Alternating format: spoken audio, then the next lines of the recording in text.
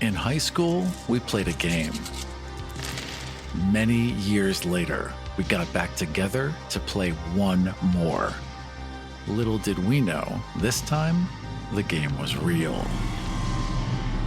Join me, Aram Vartian, on Start Playing Games for a brand new type of fantasy role-playing. In Die RPG, you play a group of real-world, deeply flawed adults who are transported into a fantasy realm via a predatory, sinister role-playing game. The game transforms your characters into paragons and rewards them with strange and frightening powers. In Die RPG, you are confronted with your truest desires and deepest fears. And only you can decide when the game is over.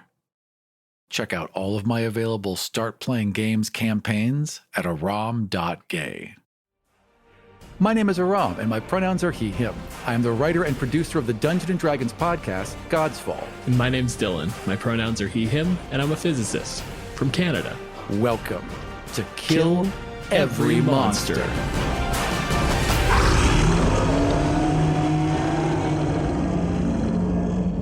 In this episode, we are featuring Cambions. The monster manual describes Cambions as the offspring of a fiend and a humanoid. Cambions inherit aspects of both parents, but their horns, leathery wings, and sinewy tails are hallmarks of their otherworldly parentage. We are joined by Anthony Rapp. Anthony is a lifelong geek and actor who now has the great fortune of living his best geek and actor life by appearing as Commander Paul Stamets in Star Trek Discovery. He also has enjoyed a resurgence of D&D love, having played as a kid, but not again until the middle of 2020, thanks to COVID-mandated Zoom sessions. Yeah, we all know that. He could be found on Twitter at AlbinoKid. Welcome to the show, Anthony. Thank you very much, gentlemen. I am very excited about this one. Not to say that I have not been ecstatic about this as well, but the first 3 days after, we talked about you coming on the show, I occasionally had to go back and be like, Aram, down, just it's gonna be cool. Calm, it's gonna be cool. Calm, get calm. Also, of course, a Star Trek fan since forever. That's got to be super exciting. This is the sort of thing I never would have imagined myself in. I always thought of myself as like a geek fan of these things. I never thought, I'm going to be in that someday. Pinch me. I mean, it's bananas. Anthony, what is a Cambion? The literal definition, as you said, is offspring of a fiend and a humanoid. The monster manual does get pretty specific that it's usually an incubus or succubus. So Cambion is this sort of hybrid creature, could be either demonic or devilish. Unlike a tiefling, it's not from a curse. My headcanon about tieflings is somewhere in the backdrop of the family, somebody made a deal with the devil, and then the devil cursed the family line. And so either everyone is a tiefling or some people are tieflings. That's how I think about it. Whereas this is directly boom, boom. This is a blood relation. I made a baby. It's always a human mother. It's always the demonic father. The mother dies in childbirth. The whole thing is a little problematic, but it is interesting that they've combined all their devils and all their demons. It used to be all very separate things. Now it's all kind of it's all the same things. There's just little variations. Well, I didn't know that what you just said, honestly, about it's always a human mother, because it doesn't specify that in this entry in Monster Manual. It's in Volos. Oh, I thought you were referencing straight Cambions as a thing that exists in myths. Oh, no, I was just pulling from D&D lore. There are definitely things about Cambions in real lore in our actual world, and it varies greatly. They can be little furry monkey things that just break into your house and sit on your chest, or they can be these full demonic things. So there's a wide range of creatures from mythology to pull from. It's good to know that Volos continues to make things considerably worse. Always. That's just because that was my immediate objection, was when you make it this is a half fiend creature. Also, it's mostly incubi and succubi. It's but incubi and succubi are inherently gross. They're also, my understanding of incubi and succubi is they're inherently what would the word be? I'm trying, like a seahorse. They can change gender. They could be either an incubus or a succubus at any given time. They really don't have a gender. They kind of just they just kind of express it whenever they feel like it. One of the interesting things I really found about them is that, to me, it feels like an incubus and succubus are the ones who get you to sign the contract, right? And the Cambion comes around if you don't fulfill your end. It's an enforcer. Nice soul you got here. Shame if something should happen to it. That's the vibe I get from them.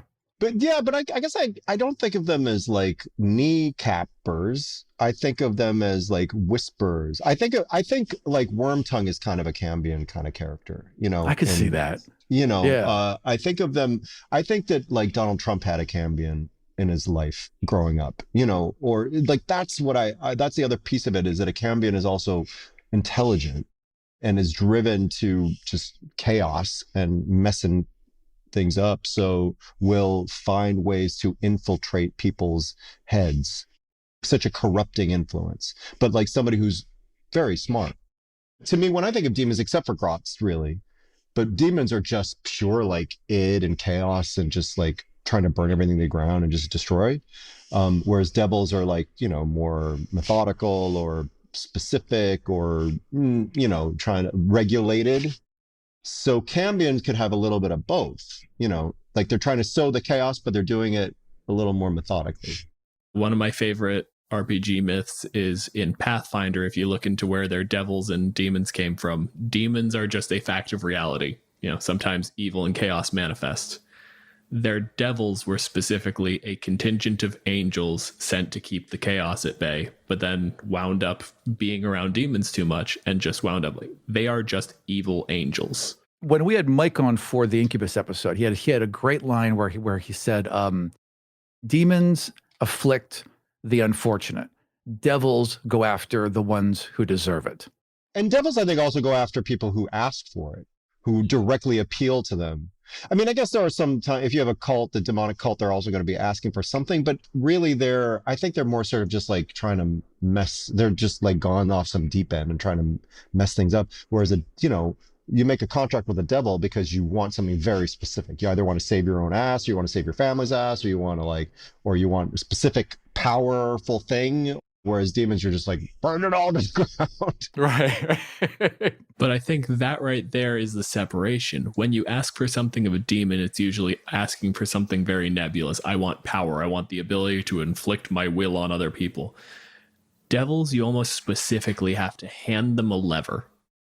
Like, you can't take something from a devil and not have the monkey paw go off, not have them be like, and in a little bit, you're going to belong to me. There's always going to be a knock on. If you sign a deal with a devil to do something for your family, you've now given the devil access to your family. That's like 5 for the price of 1. It's fantastic. The alter self factor is profound, that they could be anyone for at least a period of time, and have any kind of relationship with anyone. They could pretend to be anyone. It makes me wonder how they perceive themselves. Like, do they have this firm identity of who they are? Or is it just, again, whatever they want to express in the moment? Do they see themselves as this fluid physical creature, or do they see themselves like, this is who I am and everything else is a mask on top of that? I mean, I imagine like in any being, there's some who resent their heritage or resent the way that they are, and there's some who celebrate it. One thing I wonder about Cambions is how much, like you talked about them as enforcers, and how much are they also self-determining? Like, do they always have to answer to a boss, or can they also have their own plans and schemes and ideas? This is my favorite part of hell in general. I mean, the Abyss gets a little bit of it, but as you mentioned, demons are very chaos and just doing stuff. You're amassing power in like the most raw power sense.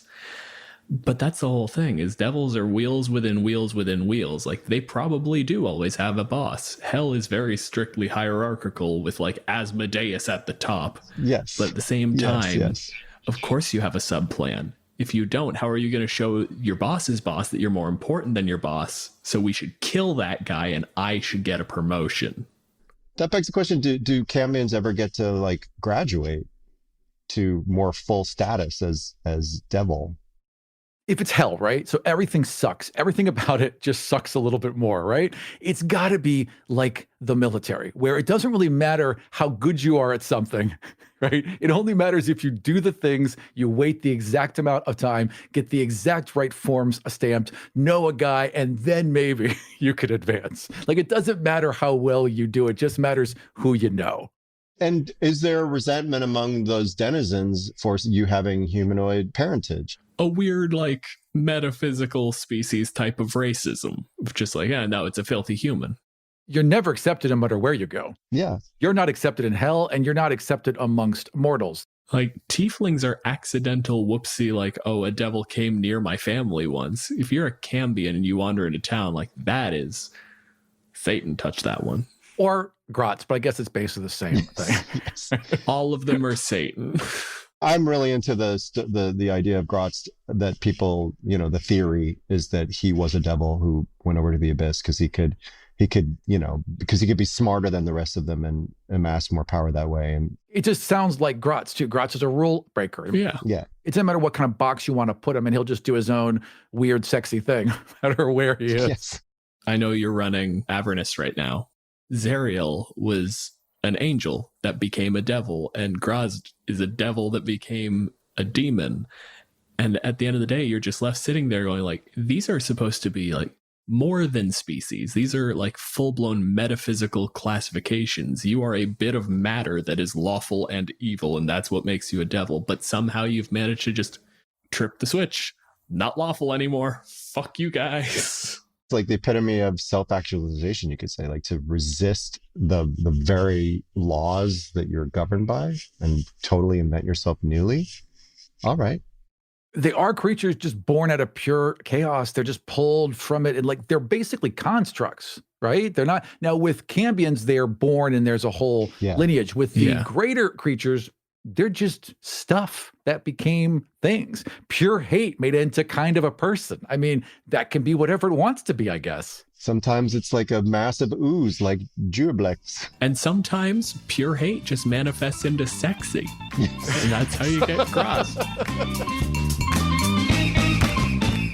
On the idea of Cambions getting promoted, this was something Aram and I talked about a little bit, like when we were sort of doing our little planning session, was just, they don't specify anywhere about the lifespan of a Cambion. Right. Can they die of old age? How many Cambions are sitting there gunning for a promotion? It's like, no, this is standard issue. You get your promotion after 1,000 years. He's gonna die in 40.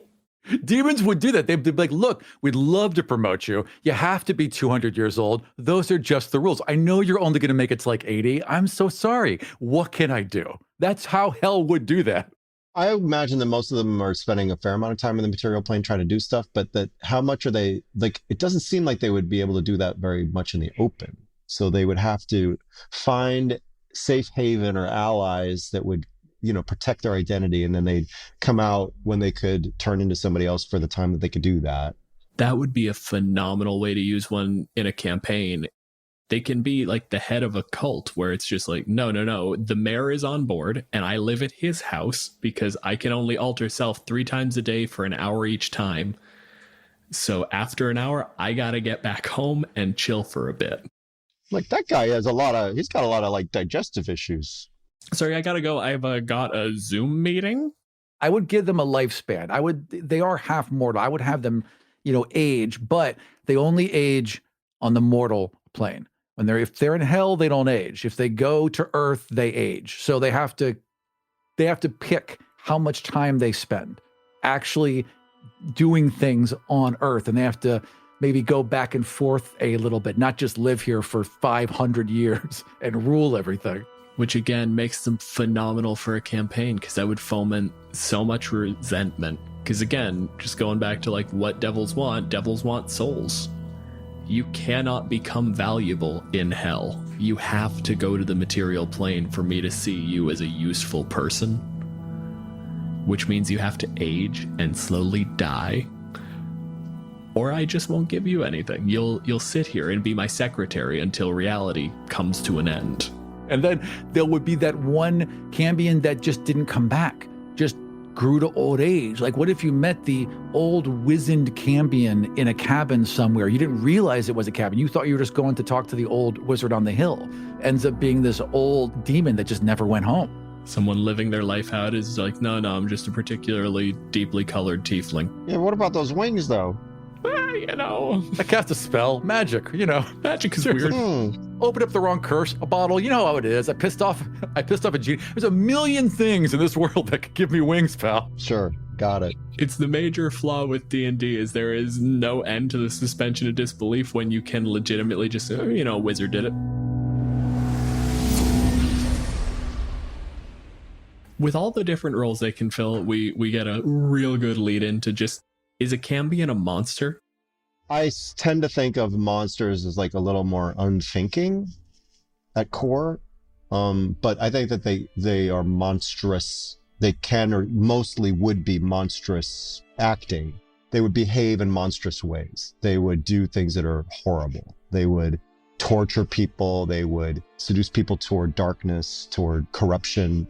They would take goodness and turn it into evil, like all that. That's monstrous. But so are they monsters? I guess so. If you do monstrous things that make you a monster, I guess yes.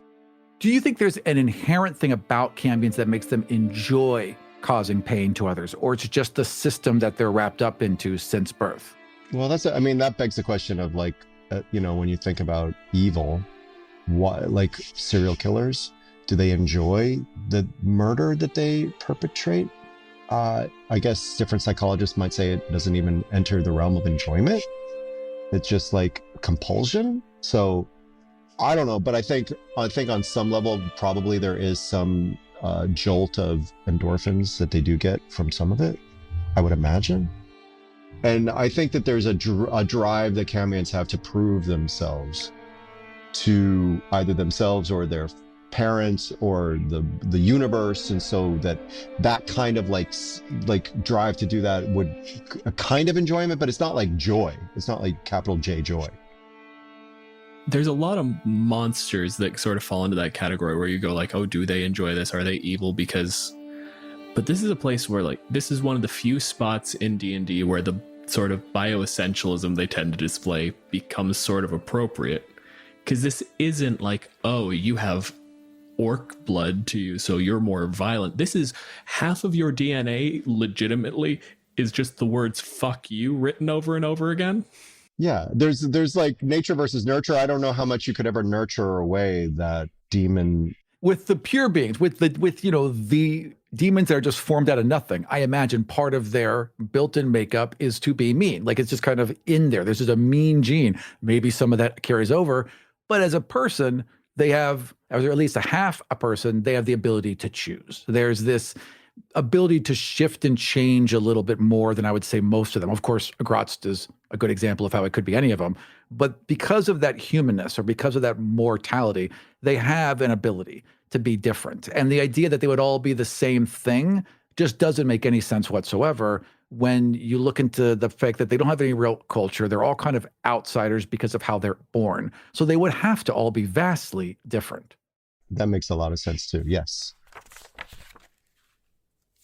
They're also like referenced as, if they're raised in 9 hells, they serve as soldiers, envoys, and personal attendants.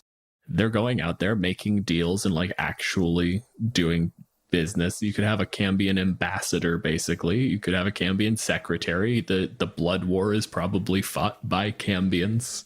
And on both sides, which is interesting, if a Cambion's in the front line of the demons, I don't think they're going to stick their necks out. They're going to like point those, dretches over there.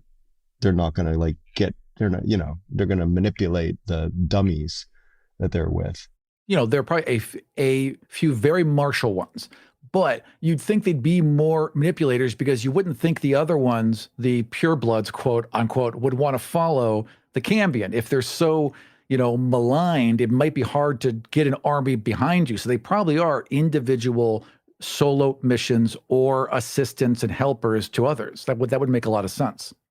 So I guess to go back to the enforcer role, again, it's not like the mafioso who's just going to be like, I'm going to break your kneecaps, but the one who's going to intimidate, but intimidate with just more chilling interactions. Yeah, maybe do the thing of like cutting the horse's head off and putting it in your bed, but like be standing at the foot of the bed as you wake up and say, I did that. What have we learned? Right. So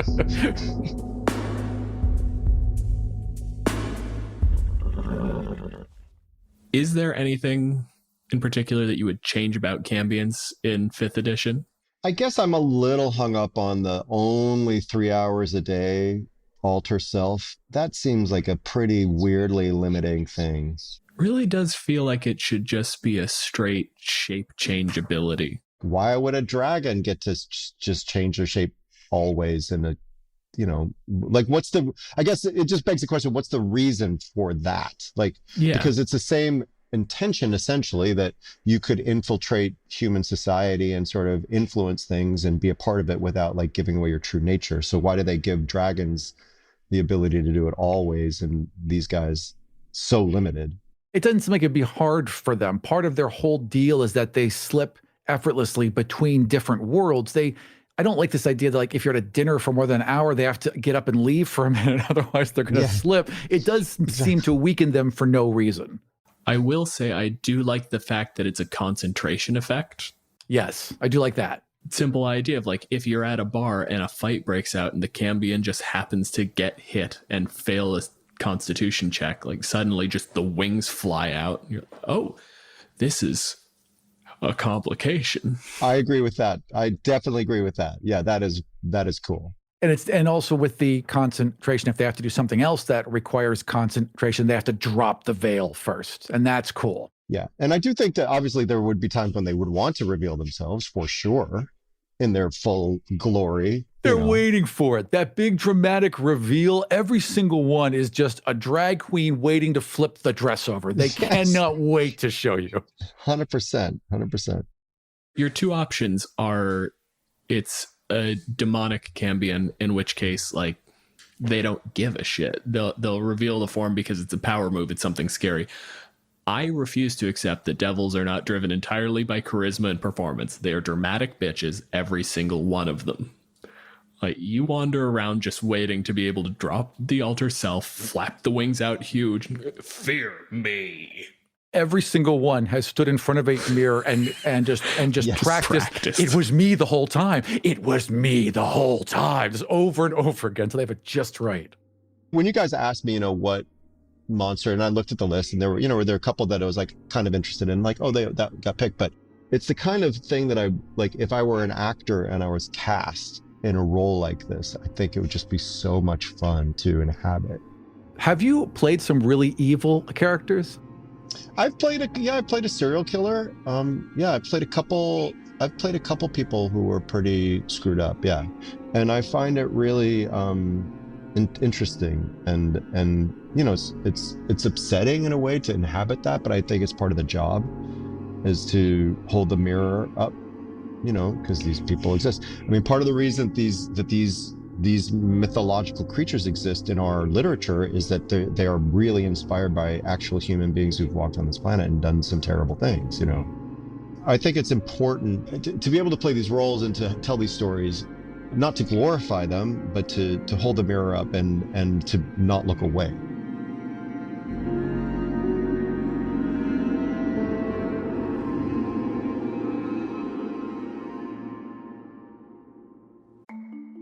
As a podcast network, our first priority has always been audio and the stories we're able to share with you.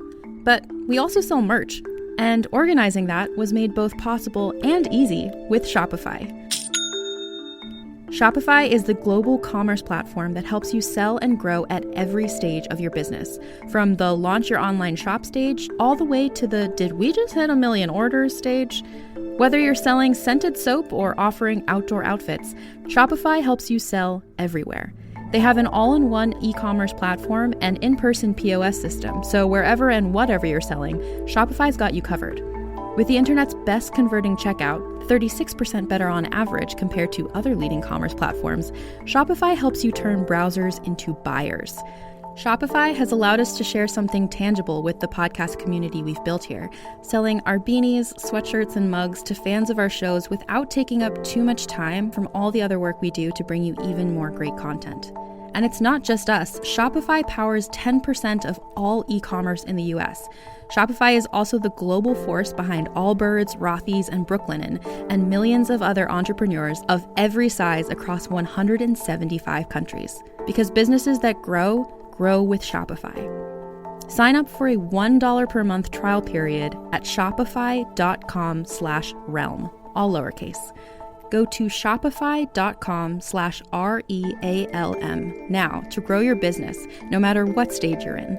Shopify.com/realm.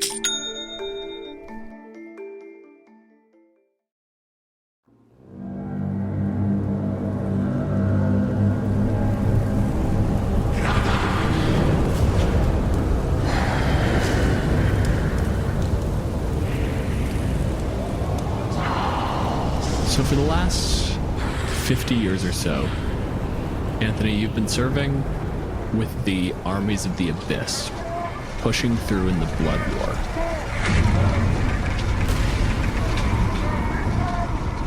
So you've been fighting with the armies of the Abyss, trying to push your way into hell.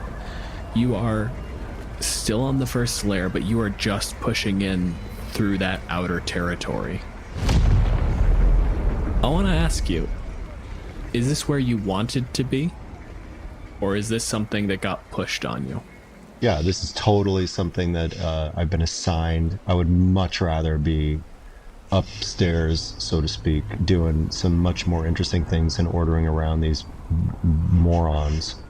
This is always the problem with demons. They're barely even sapient. It's not even a question of intelligence. They're ravenous.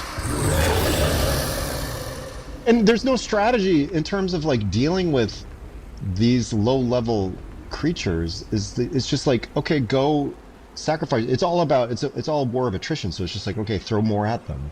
So it's not. There's no great strategic coup. There are few ways to really win glory. Anything to bring back beyond, oh, I sent them at the left flank until that drew attention, and then I sent a new horde to hit them in the right flank. And then it's just waiting for them to reform when they get splattered, and okay, just having like an attendant going, okay, you got 10 more Manuses over there. 10 more have climbed out of the pit, sir. Yes. All right, send them in. It would be exhausting because you'd have all these plans and machinations and you'd be so intelligent in your strategy and they'd all just be like, hit now. What did you do? If you're not supposed to be here, you were either punished for doing something wrong or you were punished for doing something right. Which was it? I think that I got somebody that I was supposed to get somebody to work with Grotz, but that person wound up working with the devil or something like that. He got the wrong idea and he got in bed with the wrong person. So this is like a demotion. You were supposed to establish terms, but if there's anyone who can draft a contract quickly, it's hell. My particular machinations weren't organized enough. They weren't, specific enough. They were more like moody, and then some devil swooped in and got I was in negotiations for this apartment, and somebody else just galumped me at the end. And they were like, well, if you can't handle the mortals, I suppose you can handle the demons, and then just sent you down here. So it's a real drag. That being said, as was mentioned, if you're pushing your way into hell, you have at least, if you haven't made a name for yourself, you've at least made progress. You are on the fronts. Mixed blessing, because you are now in territory where if you die, you wind up back at the feet of Father, having to explain why you're home. What's your name? And which parent gave it to you? Elixir. And it was Grotz. It's not the mom. She would have named me something like Kevin. And there's no apostrophe. I was thinking, do I need an apostrophe? But no. I'm sorry, Tolkien aficionados. I don't put apostrophes in my name. Apostrophes are for elves, okay? Yes. The more apostrophes, the higher rank of elf you are. We're going to bounce over Aram. It has been... God, time doesn't even make sense anymore. And you have just been stepped on over and over and over since the beginning of your afterlife, when your soul was dragged screaming into the pits of hell, and then added into a tiled floor in the office of a greater devil.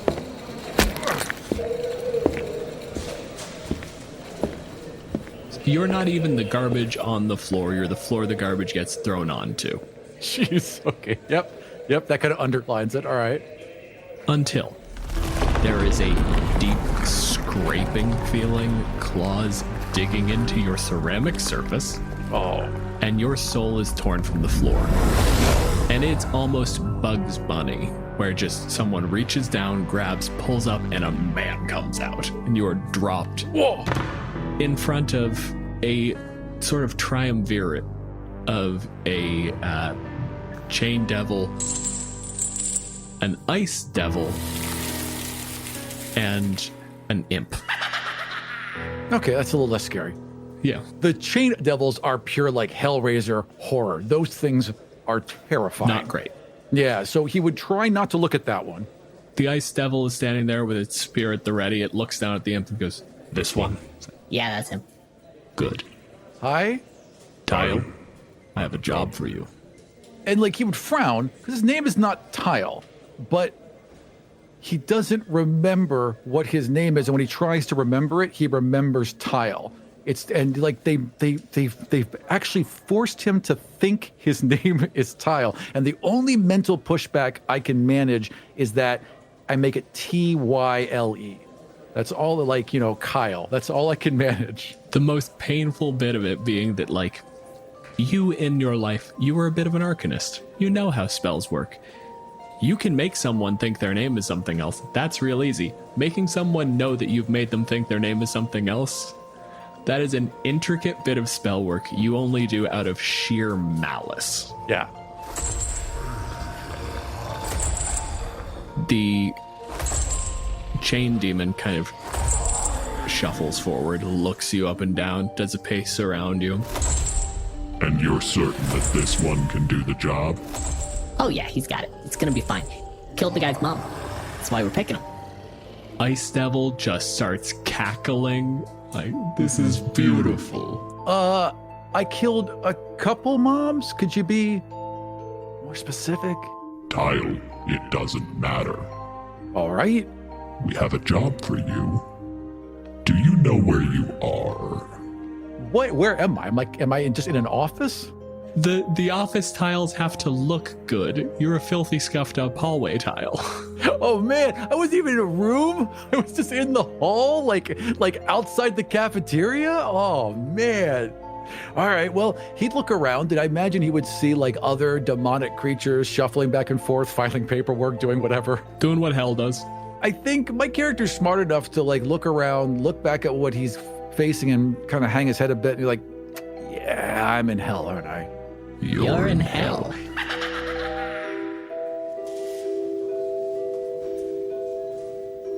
Right. If I do this thing, do I get out of hell? There's like the glance of various heights trying to make all the eye contacts work. Sure. Oh, it's that easy, is it? I mean, we can send you wherever we want. We own you. Right. I don't know if that was clear, but You belong here. So you belong to us. If I do this mission for you, can I at least not be in the floor? there's again the little glances around. Just, We can find somewhere to put you. Yes. Okay, well, that's a start. You know what? What you got? There is a general knocking on our doors. Part of the Abyssal army has forced its way forward. The general is a Cambion. He's got just enough muster with the demons to keep them on track and keep them moving forward. This is very much a cut off the head of the snake situation. They'll riot, they'll tear things apart, as demons tend to do, and we'll rout. We don't even have to force them back. We'll kill them and they'll just go home. So take out the general. That's what you want me to do. Find him. Make sure he sees your face. If he remembers you, it'll be funny. All right, what's the plan? And there is a strategy meeting. We're going to brush over it because strategy is boring. There are forms. There is a long discussion of the best way to do this. They have a bunch of little miniatures. It's a bunch of little miniatures and one, like, square. That's you. It's not even a minute. I don't get a miniature. I'm just like a paper clip or like some office thing they have. You are a Post-it folded up to be the right size with a T on it. And you are sent out.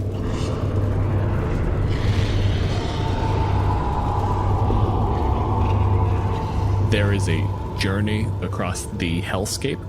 It's more literal than I've ever used that word. Passing through various hallways, cubicles, leading out to winding, tedious streets.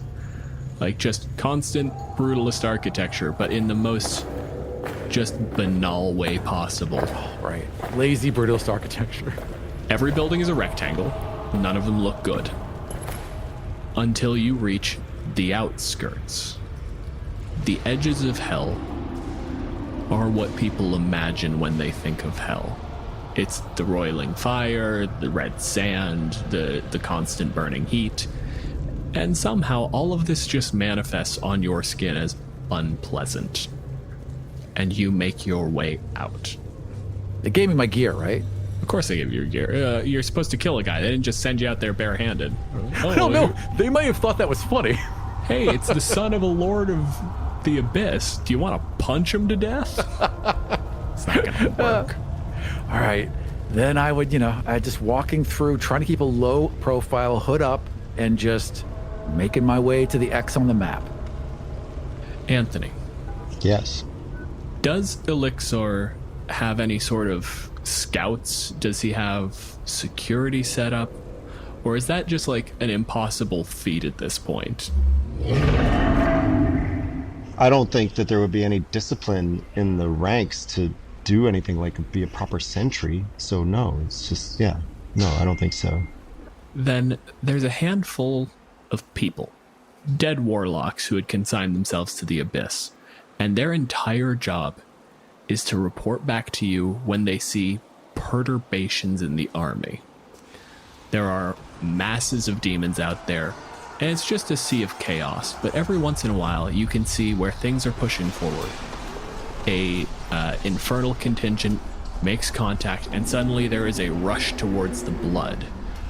It's not necessarily that anyone is watching, it's just when sharks smell blood, they go towards it, and you can start to analyze the flow. And you receive ascending. Coming in, west. It moves quietly, but pockets are forming. Pockets of what? Pockets? I believe for sending you get to reply, so it just comes back. They're dying? The demons are dying. Like, it seems like something's killing its way here, and I just, what do you want me to do about it? What do you want me to do about it? Kill it. All right. Aram, we're not going to bother rolling for this part. I want you to describe to me how you kill a warlock. Okay. When do I notice them? Just give me that. Where's the scene that I noticed them? Yeah, so you've been trying to move cautiously and only engaging where you have to, and it's this thing where every time you kill something, there's a corpse. When devils go back, they go back in consciousness only. The bodies are left behind, and then it's just a quick swarm going towards fresh meat.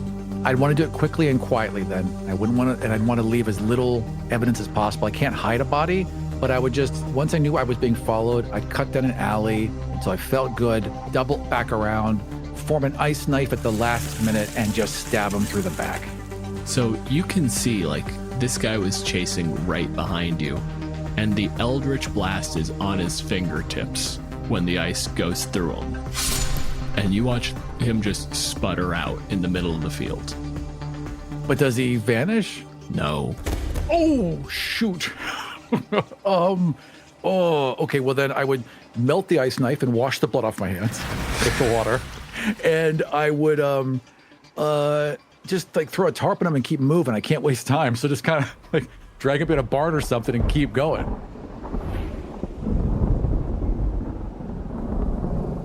Elixir, you don't hear back. You give this sort of mission, like, that should take an hour at most, and when no one reports back, you know something's off. Ram, you are at the edge of camp. So I want to know, first off, does Elixir wait to see how things shake out, or are you more a proactive type? I have half a mind to turn into like a Bulgur and like stalk around and see if I can spot this person. Because now it's the hunch. I have the hunch that this is an intelligent being. Ram, I want you to give me a stealth roll. I can do that. Oh, I have a good stealth roll. That's going to be 12 plus 12 is 24. Anthony, you're going on whichever is better for you, perception or investigation. Because you're, as much as you're hunting for this guy, you're also watching for those same signs, those little ebbs and flows in the way the demons move. Yeah, it's 18. Kyle, so you move quietly. Once you got into camp, like, this is organized like a military camp. There are tents. There's clearly a mess hall set up. It's the sort of thing someone does because they feel like they have to. But at the same time, the way the demons move around it is unnatural. They're not using anything in the camp. They're just swarming over it, but they've clearly been told it is a camp. You ruin their things. I mean, it's ordered chaos, but it's basically chaos. These are our things. Yeah, absolutely. At this point, then, as I'm moving further into the camp, I will cast Alter Self to look like just another demon. And just, you know what? Walk straight towards the main tent and see if anyone stops me. This is fantastic, because I think this is the bit where, like, the mouse is chasing the cat that's chasing the mouse. Yeah. And there's a point where just you get in and there is no one in the tent. There are signs that it's been lived in. Anthony, do you want to describe sort of your command center, your main tent, the place that you've sort of holed up for yourself? Sure, there's a 4-poster bed with like carved wrought iron headboard and baseboard with like gauzy I don't know what you call it, canopy. Yeah. There's a chest of drawers that, you know, that probably it's all very neat, but if you looked inside, there would be all kinds of diabolical clothing. Lots and lots of candles.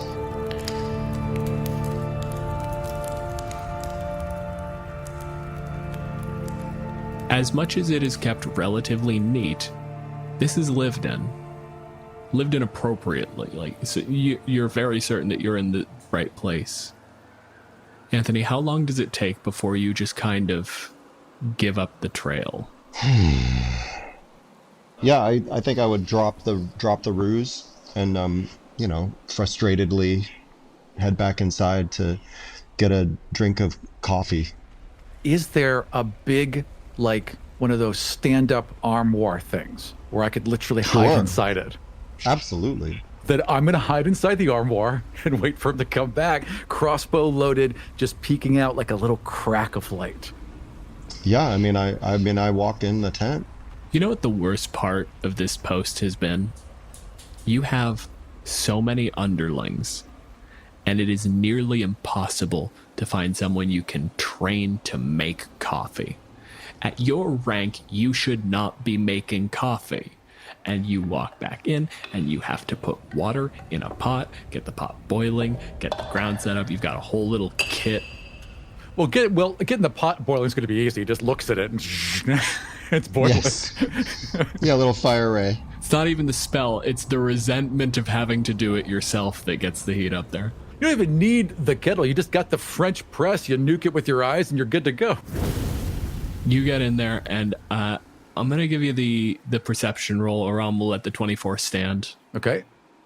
Yeah, basically, like, he is in here, so, like, I can't just give him the ambush. Oh, yeah, no, I'm 10. Yeah, I'm like, it's been like kind of a frustrating day. It's like, when I wake up and I go to make a coffee, I only see the bits of my kitchen that are involved in making a coffee. The rest of it could be on fire, and I won't notice until I've started drinking. Around the Cambion comes in, and they start making themselves a cup of coffee. Anthony, what does Elixir look like? he's got, in the little monster manual, the horns are kind of small. I don't like that. These horns are like very like tall, and they go up a bit and then they kind of go out to the side, like I don't know if it's like an ibex. Yeah, kind of big and off to the sides. That's cool. And very, very finely carved armor. Like having had a lot of time down here, has spent a lot of time getting it just so. Like filigrees and details. Everything's monogrammed. Yes. So all of that stuff. There's nothing else to occupy my brain. You've just got to do something. Not huge wings, but also not pathetic little weird wings. Like a nice, very proportionized. Yeah. Very proportional wings. Yeah. Do either of you know the old Disney cartoon Gargoyles that ran during the 90s? Sure, yeah. Where they wrap the wings around like a fucking cloak? I don't think they're head to toe that long that they could, but I think for sure they could come around like at least the shoulder. Forms almost that shoulder like half cape look. Just kind of draping yourself. 6 fingers. You killed my father. So, no, I killed your mom. So it's kind of a reverse. yeah. So, Aram, I'm going to have you roll Arcana. That I don't have. Well, so let's get +2, and I rolled a 5, so I have a 7. Anthony, I want you to lie to him about one ability you have. Right now? Like... Tell Aram, the other player, a thing that is not true. He rolled like garbage, and I trust Aram as a role player that he will take it to fucking heart. I can polymorph self. Polymorph. Like, not just alter, but polymorph. So I'm like, this thing could be a dragon at any second.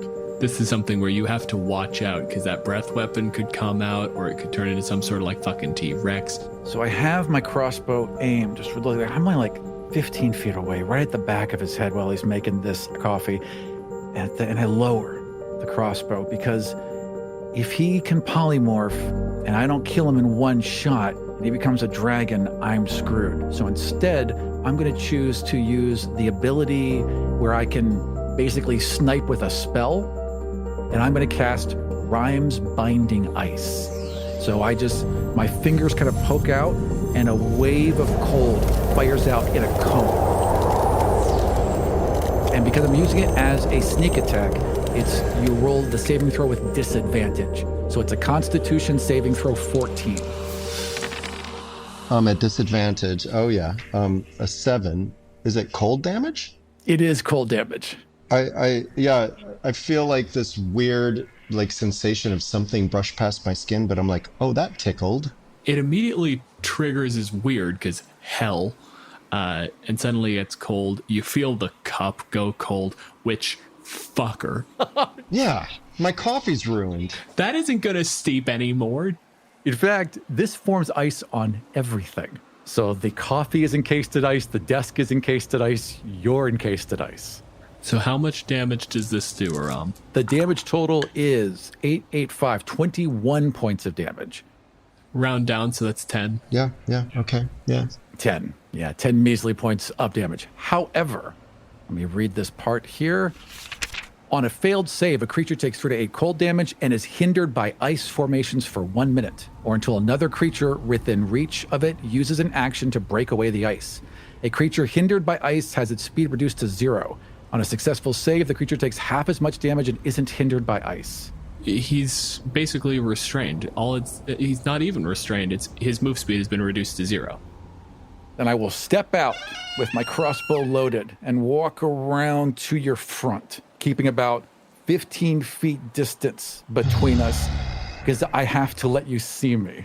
That's part of the deal. The assumption was that you're going to remember this person. Basically, how much do you take after Dad? How much does this sort of emotional jab land for you? I think, well, I don't mean to just have it be like convenient, but I don't think I was too fond of Mommy. I think she was soft. So it's a little bit of a bummer, but like it's more that you're an asshole for having done it. Accurate. I think the first thing I have to do is I think you need to make a wisdom saving throw immediately.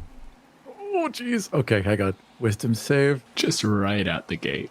With my +0. Okay. That's a 7. I'm going to go out on a limb and say that's the fiendish charm coming out. Yeah. Oh. Yeah. So how does this feel? How would I feel in this moment as I'm pointing this crossbow right at your frozen form? Like you have to listen to every word I say and do exactly what I tell you to do. It's just immediately enraptured. Oh, it's you. Hello. Oh, hey. That was very clever. Are you a smart person? You're smart, aren't you? Oh, yeah, I'm real smart.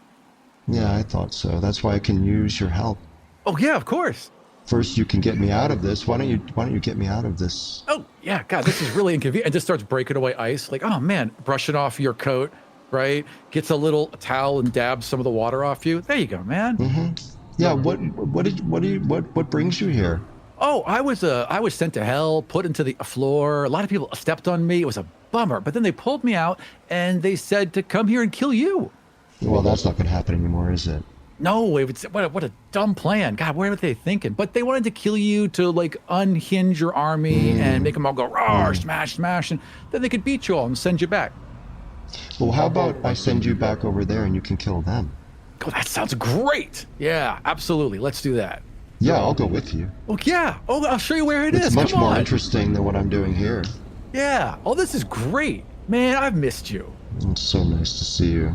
This effect lasts for a full day. If another creature hurts him, then he gets another saving throw. So you know. Right. So the thing is, your control over the army in terms of like giving commands and like formations and structures, nothing. But you are a man of importance. When you walk through the field, they clear a path. They know not to interfere with the son of a lord. And that trip back is so much faster. No one has to die. Yes. You don't have to kill anyone. It's so much easier. It's so much more fun when you get to travel with your buddy. Yeah, what were they thinking trying to kill you? Boy, that was dumb. I didn't stand a chance. What's your name, by the way, again? Not that I care, but what is it? And like his brain struggles for a second. He just kind of sighs. My name is Tile. Tile. Tell me, what sort of devil are you hanging out with over there? I will become one and, escort you to them. Yeah, so there was like a halfling one, like a tiny one that was like weird and high pitched. There was one that was like ice and like a spear. And then there was this terrifying thing just covered in chains with these eyes of pure hate. That was all of them. I think it'll be fun to be something tiny and insignificant, and I alter self into an imp. Oh, wow. And I climb up onto your shoulders. Come on, buddy. Yeah. Wait, do you want to be like on it, like with your legs across? Like perched on one shoulder. You're basically riding side saddle on me, right? Yeah, with my little claw like hanging around your chin, stroking your chin as you walk along. Oh, that's so nice. All right, I'll just happily walk along. You know, the ones who pulled you out of the floor, they're going to have their own offices and be going about their own business. So the only thing you can possibly do is bring them through like kind of one by one. Now, imps don't have an office. He's going to be wandering around, impossible to find. And the chain guy is scary, and you didn't like it.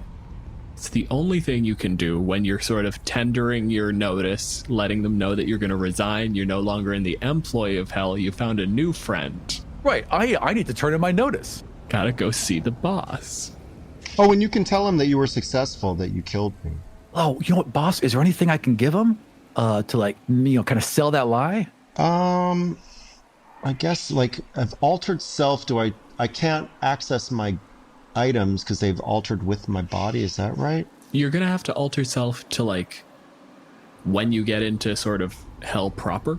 Yeah. So okay. like we could just say that this is something that's taking place before the alteration happens.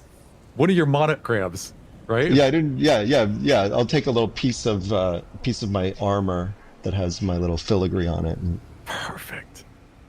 a very nicely calligraphied I, like the letter I. Cool.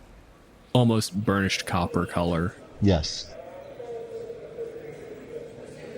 So you wander through the offices, back through the cubicles, waving at people. Hey, everything's good. Nothing out of the ordinary here. I'm having a great day with my friend, the imp. Good to see you, Joan. And you make a beeline. You have no idea how you know this because you have been a tile for as long as you can remember. I was part of the floor. I know where I'm going. Yeah. Like, this is just information that is now in your head. Do I know these other tiles? Absolutely. Oh. In fact, you've walked through, like, you're stepping on a lot of people right now. Oh. And as you're walking through and waving to these devils, you're realizing you know some of them and you have no idea how. There is an interval between the floor and death that you don't know, but it's definitely there. So every tile is a thinking person. Yes, it is. That's why I said it. I want to make sure that you feel like you're in hell. I keep walking. That's like a promotion.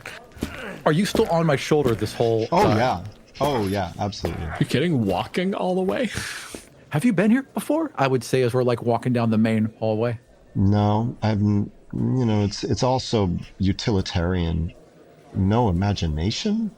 I would much prefer something with a little more pizzazz, honestly. But you know, to each his own. You don't want to be in your tent, but you definitely don't want to be in some administrative building. No, with fluorescent lights and linoleum and Every third light bulb flickers. They're specifically engineered to flicker like off rhythm. Like There's a whole department just building the worst lights possible. not even the worst lights possible. They are the best. They are precision engineered to be flickering at a interval where your body can't get used to it. So there's always like the little bit of you that's glancing up from your work to see, wait, what the fuck was that? The majority are those awful, like super cool lights, but once in a while there's the warm light pool, so they mix uncomfortably. this is hell. Yeah, this is definitely hell. And I'm just kind of leaning over once in a while and whispering, like, that's who this is, that's who this is. And then as we like see the main doors to the big guy's office, I just kind of like, okay, he's probably going to be in there. You know what you're going to tell him, right? That I killed you. Yeah, that you're dead. And that you are a friend. Yeah, that I'm Mixoplix. Mixoplix, I like that. That's a cool name. All right, okay. All right, so this is Mixoplix. You were like in the camp, helped me betray them. We became friends, and now we're back here. All right. Yeah. Straighten it up. You know, make sure I'm all kind of organized. And remember that you're now going to kill him. Right, exactly. Okay, all right. I killed you, gonna kill him. I will help you. Thanks, boss. Oh, man, you're the best boss. And a little fist dab, little high five. When the door opens, I didn't describe this the first time around because I did not think it would be relevant. But apparently, I have to describe what an ice devil looks like. Proportionally, it is a chubbier praying mantis. Like, it's got the width of a human all the way down. It's got... Jesus Christ, why does this thing have the regular number of arms and legs? For some reason, that's so much worse. Basically, this huge silverish blue tail extends back from just these giant clawed, almost raptor legs, while these three-fingered hands are just sitting there doing paperwork. It looks up with its bug face, giant orange eyes, and huge mandibles. Why are you back? Do I know this ice bug's name? You do, you can't say it. Right. It is in True Infernal, which means that part of the language is actually temperature. So I just be like, hey, and then light a match. Yeah. Hey, light a match, wave it around, nod. Okay, good. Hey, yeah, I killed him. And then toss the emblem on the desk. Deader than dead. Easy. And I made a new friend. Hello. I'm gonna have you roll deception here. And I'm gonna help him by patting his back of his head and stroking his head and giving him lots of confidence. Lovely. I'll give you advantage. This is something that you believe is absolutely necessary and 100% true because your friend told you it's the right thing to do. And it's real easy to lie when you fully believe it. Yeah.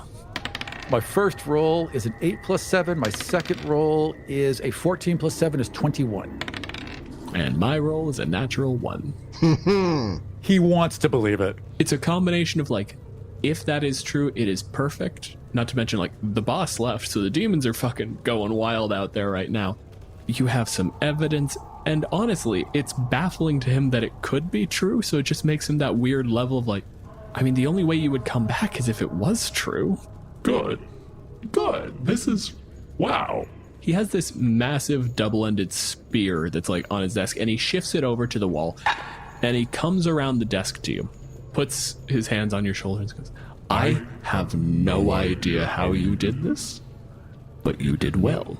That guy was a putz. I mean, it was nothing. Yeah. Oh, I couldn't have done it without my friend, man. We make a good team. That's lovely.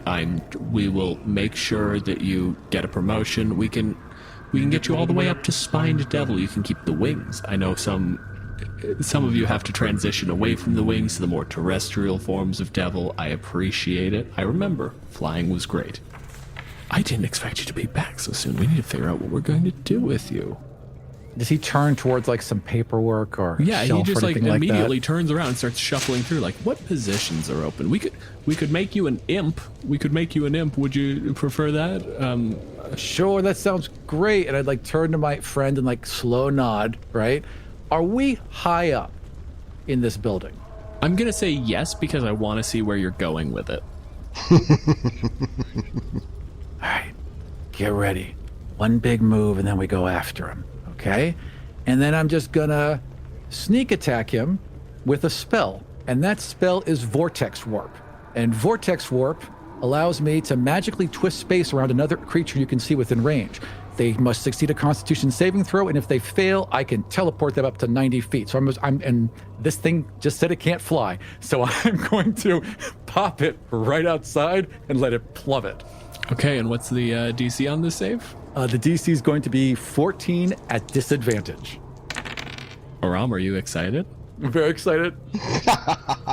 It's a 13. It's a 13! So I was like, okay, ready? And just... There'd be that, like, Bugs Bunny moment, right? Where we'd see him right outside the window. Oh, yeah, and he'd... because it turns him around. Of course it does. Like, he's standing there at his desk, flopping through things and, like, looking at papers. And then he's standing out there holding a piece of paper, looking into the window from, I'm going to say, like, 14 stories up. And then it plummets. Oh, what survived that, boss? I don't know. I mean, I go over to the window and look out. What do I see? Hold on, I gotta roll 14d6. So that's a total of 55 points of damage. It falls, and there is a puff of dirt at the end because this thing was roughly the size of a horse. And the thing you see is those giant clawed raptor feet slamming into the walls and it coming up the side of the building. Oh, God. Oh, no, oh, no. It's got a fair ways to go. It's got 140 feet. You have some time to think about your choices in life. Well, I'm gonna poke my head out, and I don't need to turn back into myself to do this. I don't believe with alter self. So I'm going to my little imp eyes looking down at him, saying hi, and then I'm gonna. I don't know about what devils can take or they can't take, so I don't pretend to know whether. I assume that because he's an ice demon, maybe this will hurt. So I hit him with the little fire ray. Okay. Give me a roll for that. Oh boy, 13. That honestly works out for me because that lets me give you the information. You hit him center of mass. It's not a good hit. It's actually like it catches the chest, but it sprays up the shoulder and it kind of reels back. It does not seem bothered in the slightest. That's interesting. That seems strange. Yeah, that does seem Honestly, strange. it does. I have no idea why ice devils are immune to fire. And cold. And cold. poison. And poison. Oh dear. Yeah. Okay. Well, what ideas you got? Is there something really fucking heavy we can push out the window? Yeah. This desk? This desk is gonna be heavy. It's gonna be one of those big old like wooden oak Oh yeah, desks. absolutely. Like, come on. I have no argument with this. You take that desk and you just pull it out the fucking window. I was left sitting there going like, I'm going to send an assassin after a general of the abyss. This will be really cool and cinematic. It'll be a great fight. I did not expect we're going to throw a desk and a bug through a window. I'm not saying that's a bad thing. I'm just very surprised at the angle this took. Chaos. Yeah, I mean, it's the abyss. There's the big like heave ho of like a Cambion, like your strength is astonishing relative to a person. And it's just a good shove, like lift it up, get it into the window, lift up the back end, and just push. And I'm just going to transfer that damage over. 56 points of bludgeoning damage as a desk hurtles end over end down 14 stories into hell and slams into this thing. So I'm just going to be direct with you guys. It has 70 hit points left. Oh no. How's it looking?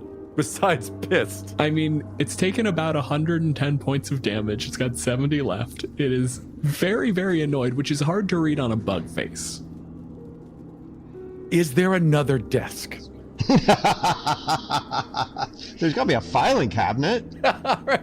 Is that the way we're doing this one? Is we're just throwing off... If he's gonna come back at us, I would throw things at him and try and stop him. Yeah. Okay, how do I want to run this? Vases, a letter opener, one of those tacky glass awards you get instead of a promotion, you know, all those things, whatever I can find. So this thing is going to get up. It's going to climb up. It's going to take it basically 2 rounds to get to the top with it using its full motion. So I'm going to give you both 2 attack rolls, and I'm going to decide how much damage it does based on what you throw at it. Tell me what the things you throw are. Is there like some kind of sculpture of some terrible, you know... I mean, this is the first layer of hell, so this would be a like just strict likeness of, I think it's Zariel is the Lord of the First Layer. Oh, yeah. So it's just like the whole thing where it's just standing there, sword aloft, just directly up, and you're like, point first. Absolutely. Give me an attack roll. Use whatever the bonus is for your spear. Okay. Perfect. Yeah. 17. I'm just going to start rolling damage and keeping track of it for my fair. purposes. There's got to be some kind of dumb paperweight, too. My character's in pure panic mode, so I'm gonna roll an investigation and see what I get. I rolled a 3, plus 4 is 7. What do I get? Its spear is leaning up against the wall. Jeez, and I would just grab the ice spear. Yep. And I just look him right in the eye, wait till he looks up, and just hurl it as hard as I can at him. It's a dexterity roll, right? Because it's a spear, or is it strength? Strength. Thrown, you can use strength. Yeah. A natural 1. You hurl this thing's weapon at it, Oh no. I know what's gonna happen. and it manages to just fling off to the side and just grab it with the offhand and slam it back into the wall. No! And just keep just hucking itself up the wall. I gave it a weapon. You did, because you're not a clever boy. I'm not. I've survived on God. Wait. I'm using a luck point. You do. Shit. I'm using a luck point and I'm re-rolling that roll. At the last minute, I change the grip and then throw the spear. And that's a fucking natural 20. I can show you right here. No, you can't see it. But that is a natural 20. Okay, I'm just going to point out that the effect of showing me is lessened when you pick up the die and show me the face. Agreed. That just Fair. It doesn't prove anything. Technically, thrown weapon, you can add your strength or your dex bonus to it. Okay, I'm going to give you your sneak attack on this one because it is technically like it's on the side of a building. It can't dodge. Okay. Like if we were doing this in like Pathfinder, it's basically flat-footed, right? That makes total sense. How much damage does the spear do? It's a 2d8. Okay, so I'm rolling 2d8 plus 5 die 6. Doubled. 21 doubled is 42 points of damage. So this thing is on its absolute last legs when it makes it up, basically. It is on the verge of climbing into the window. It is angry. Its own spear is through its shoulder. This was a magic weapon. Like, when it hit, you saw this explosion of ice, and the ice doesn't fucking matter to it. It's an ice devil. It's enough to drive home the fact that this thing is not a normal spear. It's basically pulling itself through the, like, damaged, scraped open hole that was once a window before a desk got shoved through the pane of glass. Anthony, would you like to respond to this? Its entire turns every time have had to been movement, so... No, I mean, I'm going to, like, just do a full-on just charge at it with my spear in both, almost like a battering ram. Like, my spear is a battering ram. I'm right at the window, so I bonus action Misty step out of the way. A 20. Yeah. Tell me about how you kill this thing, because Aram, you managed to fall like 3 points shy of death. Take that spear and just shove it like directly up its like gullet from below, up the top of its head. And the arms and legs go limp. A creature that did not have your strength would lose the spear at this point, but you're just holding it there. Powerful enough to reach out, grab the other spear, and just shake both of them loose. And this corpse plummets, evaporating into sulfur and hatred as it goes. Nothing hits the ground. That's satisfying. Dying in hell, that creature is dead forever, and it ceases to be.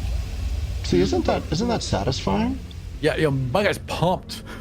Right? I mean, I've been a tile for 100 years, but my guy is pumped right now. Yes, that was satisfying. He leans out the window and sees that the corpse is gone. That all there is a desk down there and a broken window, but like, Yeah. you know, aren't you kind of the boss now? Boss? I don't have any desire to stick around here. I mean, where I've been is also kind of shitty, but I think after this I have good reason to get a little promotion, maybe, with your help. That would make sense, boss. Man, we make a good team. Yeah, maybe you should take this desk. Well, yeah, maybe I should take this desk.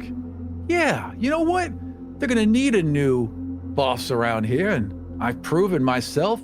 I'll say I killed him, boss. Yeah, you can say to them that you killed him, and they're gonna like that. They're gonna really like that, and they're gonna celebrate you. Yeah. They're not at all going to punish you for that.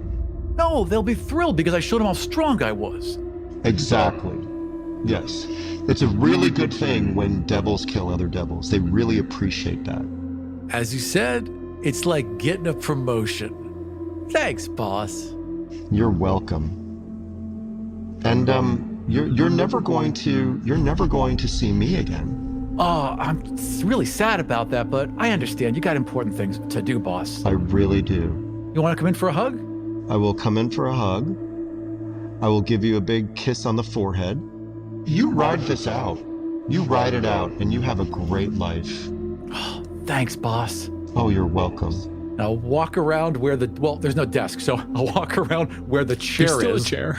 Yeah. Yes. Didn't throw that sit out. in the chair.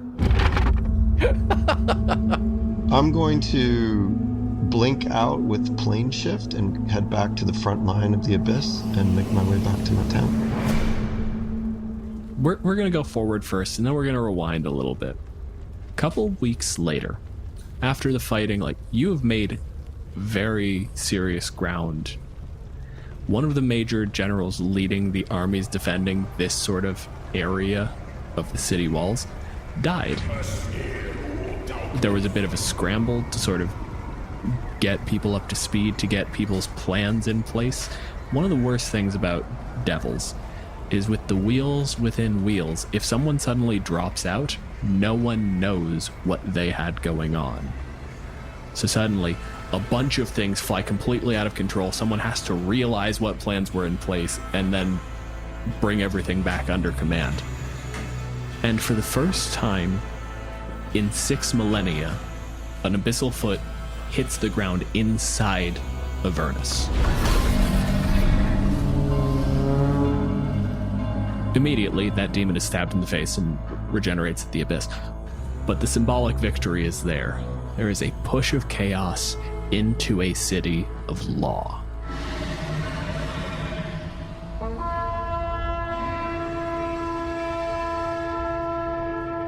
Grozd allows you back into court.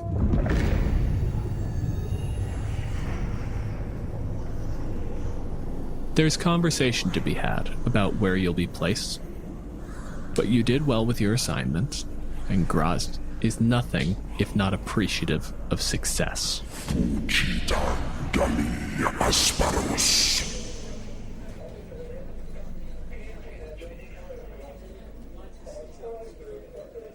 Several weeks ago, just after the Ice Devil died, and the Cambion disappeared from the halls of the office buildings of Avernus, Tile leans confidently back in his immense chair. Yeah. It's an hour or so before anybody actually gets up there, because word had to come up from below that, like, hey, you know there's a desk in the street, right? And they checked, like, on the floors all the way up, and then they were like, okay. They come in,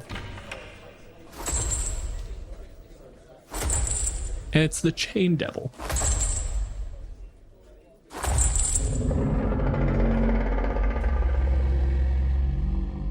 Dial. Hey, listen. No hard feelings. This is my office now. No. You know how things work in hell. Yes. Yes, I do. And immediately, a massive hand slams into your throat and just lifts you up as you stalk closer to the window. And you are dropped 14 stories. Oh, wait, no. Featherfall. So you immediately, just Featherfall goes off on the way down. And as you are falling, you were right. It was a long trek out to the front lines and back. And the charm starts to dissipate as the source gets further away. And you realize this was all a very bad plan. You hit the ground safely as the Chain Devil sort of watches with a confused look on its eyes, the only part of its face that's visible because the rest of it is chains. And you recognize you have one choice right now, and you fucking run.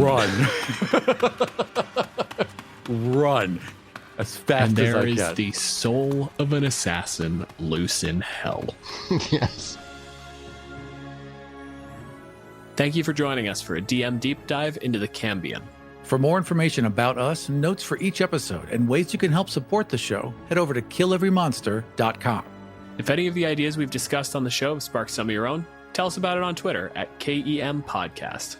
You'll find me at DJ Malenfant and Aram at Aram Vardian.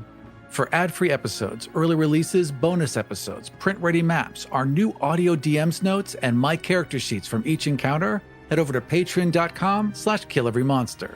You can also listen to ad-free episodes and bonus content by subscribing to the show on Apple Podcasts. Our intro theme and many of the sound effects you hear in the show were created by Battle Bards. Check them out at battlebards.com. This episode was produced by Aram Vartian and Dylan Malenfant. I also did the editing. Anthony Rapp was our guest. You can find him on Twitter at AlbinoKid.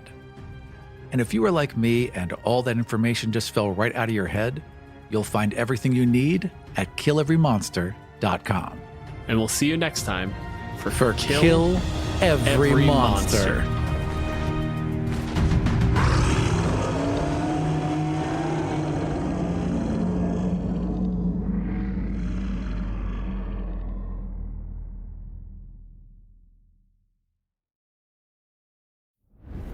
Have you ever been stuck on a call you really wish you could get off of?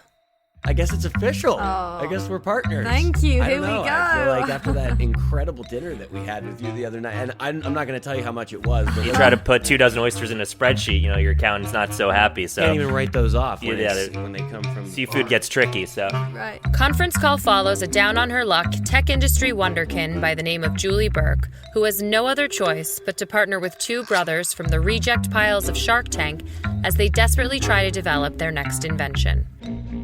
When recordings of Julie's calls with the Toad Bros end up in the hands of an investigative journalist, she presents her audience with the wild twists of Julie's story, showcasing the best of their worst, most cringeworthy phone calls. Conference Call, a Paradiso Media production presented by Realm, stars Elizabeth Henstridge, Jeff Ward, Gregory Stees, and Emma Roberts, and featuring Karen Gillan, Beck Bennett, Dimi Dijuibe, Clark Gregg, and many more. Be sure to listen and subscribe to Conference Call wherever you get your podcasts, or learn more at realm.fm. This show was produced and edited by Dead Ghost Productions. Find out more about us and all the shows we make at deadghostpro.com.